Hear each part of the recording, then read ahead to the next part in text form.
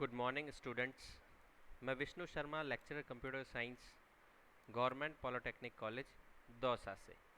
आज के E practical oblique E lecture के अंदर हम एक सी प्रोग्राम बनाना सीखेंगे जो कि फाइंड करेगा नेचुरल नंबर्स का सम यूजिंग रिकर्शन। हम इस जो सम ऑफ नेचुरल नंबर्स का जो प्रोग्राम बनाएंगे वो यूजिंग रिकर्शन बनाएंगे। हमने लास्ट लेक्चर में इसे फॉर लूप की हेल्प से बनाना सीखा था। अब हम रिकर्सिव फंक्शंस की हेल्प से, रिकर्शन की हेल्प से इस सी प्रोग्राम को कैसे बनाते हैं ये सीखेंगे। तो ये जो सी प्रोग्राम है to find the sum of natural number using recursion, ये board of technical education Rajasthan के सब्जेक्ट कोड CS 201, EL 210 और ME 210 के सी प्रोग्रामिंग लैंग्वेज से रिलेटेड है। तो सबसे पहले हम क्या करते हैं, ये देखते हैं कि नेचुरल नंबर कौन से हैं।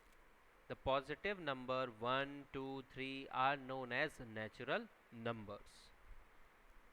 ठीक है। अब हमारे प्रोग्राम में हम क्या करना चाह रहे हैं, सम ऑफ नेचुरल नंबर, मतलब हम एक नंबर एंटर करें नेचुरल नंबर, और उस नंबर तक का जितने नेचुरल नंबर है उस नंबर तक का उन सब नेचुरल नंबर्स का सम आ जाए। जैसे अगर हम हमारे नेचुरल नंबर 10 अगर हम एंटर करें तो यहाँ sum of natural number up to 10 का क्या मीनिंग है? मीनिंग ये है कि सम के अंदर कैलकुलेट होके आ जाए 1 + 2 + 3 प्लस अप टू प्लस 10। जितने 10 तक के नेचुरल नंबर्स हैं उन सब का एडिशन होकर आ जाए, ये क्या कहलाएगा? सम ऑफ नेचुरल नंबर। ठीक है। अब हम हमारा प्रोग्राम आपकी स्क्रीन पे आप देख पा रहे होंगे। अब हम प्रोग्राम जो बनाएंगे वो यूजिंग रिकर्शन बनाएंगे। किसका program? C program to find the sum of natural numbers. ठीक है। इसे किसकी हेल्प से बनाएंगे हम? Using recursion. रिकर्शन क्या होता है? रिकर्शन होता है फंक्शन कॉलिंग इटसेल्फ। जब फंक्शन अपने आप को ही कॉल करता है तो उसे रिकर्शन कहते हैं, रिकर्सिव फंक्शन कहते हैं।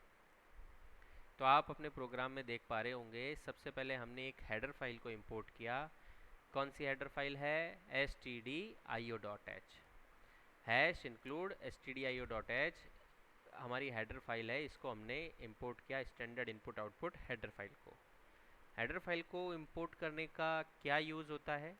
ताकि आपके उस हेडर फाइल में जितनी प्री डिफाइंड क्लासेस हैं, प्री डिफाइंड फंक्शंस हैं, उन प्री डिफाइंड फंक्शंस को हम हमारे प्रोग्राम में डायरेक्टली यूज़ कर सकें। ऐसे कौन से फंक्शन हैं इस stdio.h हेडर फाइल के अंदर जो हमारे इस प्रोग्राम में फंक्शन वो इस प्रोग्राम में काम आ रहे हैं? वो फंक्शन कौन कौन से हैं? printf and scanf। ये दोनों फंक्शन की definition standard input output header file में है और हम इन दोनों को डायरेक्टली हमारे प्रोग्राम में हम काम में ले रहे हैं। इनकी डेफिनेशंस हमें दोबारा से लिखने की ज़रूरत नहीं है। ठीक है। अब देखिए, इसके बाद हमने क्या किया, एक फंक्शन का प्रोटोटाइप डिक्लेयर किया, एक फंक्शन का डिक्लेरेशन किया है हमने। फंक्शन क्या है? ऐड नंबर्स नाम का हमने एक फंक्शन लिया जिसमें रिटर्न टाइप किस तरह का है? इंटीजर। और इसमें पासिंग वैल्यूज़ कितनी हो रही है? एक वैल्यू पास हो रही है। और किस तरीके की पास हो रही है? इंटीजर टाइप की। ठीक है। तो हमने एक ऐड नंबर्स नाम का एक फंक्शन हमने डिक्लेयर किया। ठीक है। इस ऐड नंबर के फंक्शन की हेल्प से ही हम क्या निकालेंगे? सम ऑफ नेचुरल नंबर्स। ठीक है। अब हमने क्या किया, हमने एक मेन फंक्शन बनाया और स्टार्ट किया उसे कर्ली ब्रेसेस से।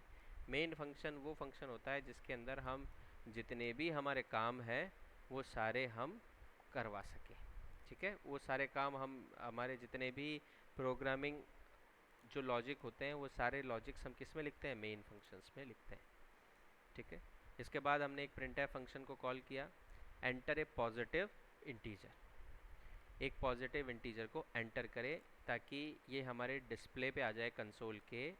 डिस्प्ले पे आ जाए कि एंटर ए पॉजिटिव इंटीजर, ताकि हम एक पॉजिटिव इंटीजर को ही एंटर करें, ताकि किसी तरह की रन टाइम सिंटैक्टिकल एरर को हम फेस नहीं करें। ठीक है, इसके बाद हमने एक स्कैनफ फंक्शन को काम में लिया ताकि हम उस नेचुरल नंबर को रीड करा सकें जिस नेचुरल नंबर तक का सम हमें चाहिए। वो नंबर कौन सा लिया हमने? नम, क्योंकि ऊपर देखेंगे आप इंटीजर टाइप का नम वेरिएबल हमने डिक्लेयर किया था।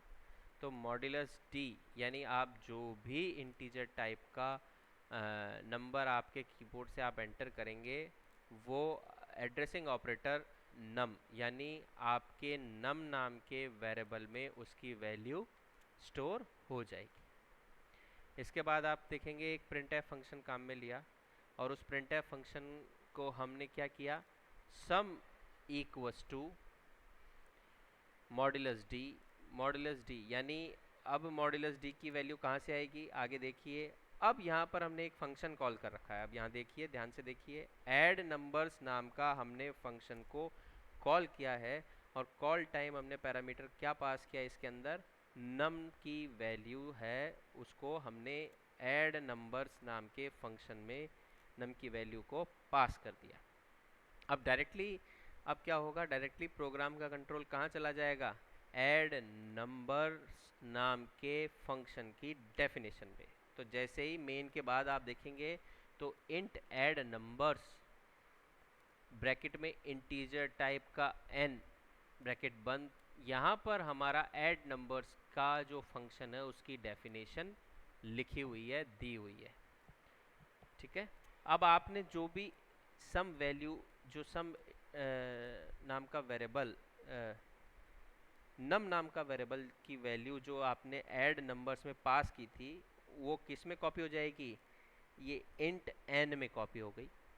ठीक है, इसके बाद आपका ये फंक्शन है, ये चालू हो रहा है और इसमें देखा जा रहा है, आप देखोगे कि if n not equal to 0, यदि n नॉट इक्वल टू 0, अगर n 0 के इक्वलेंट नहीं होता है, ठीक है, 0 के इक्वलेंट नहीं होता है तो क्या होगा, तो आपका क्या होगा, रिटर्न क्या हो जाएगा, n plus add number n minus 1। ठीक है, तो रिटर्न क्या हो रहा है, n plus add numbers n minus 1। यहाँ पर ऐड नंबर्स नाम से एक फंक्शन फिर से कॉल हो रहा है जिसमें वैल्यू क्या पास हो रही है, n माइनस 1। ठीक है, तो अब देखिए फंक्शन क्या था हमारा, ऐड नंबर्स। अब उसी फंक्शन के अंदर फंक्शन कॉलिंग इटसेल्फ, अब ऐड नंबर दोबारा से अपने आप को कॉल कर रहा है, पर अब की बार किस वैल्यू के लिए, n माइनस 1 वैल्यू के लिए। तो ये रिकर्शन हुआ, फंक्शन कॉलिंग इटसेल्फ, ये रिकर्शन हुआ। ठीक है, तो अब की बार फिर से क्या होगा, ऐड नंबर n माइनस 1 के लिए वापस प्रोग्राम का कंट्रोल कहाँ चला जाएगा, इस फंक्शन की डेफिनेशन में।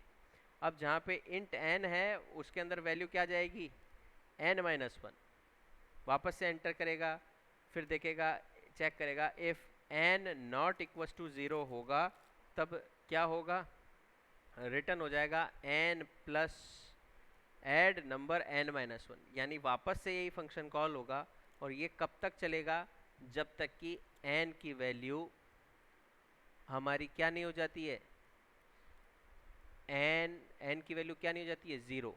जैसे ही 0 होगी रिटर्न क्या चला जाएगा, n यानी उस समय उसकी वैल्यू क्या रही, 0।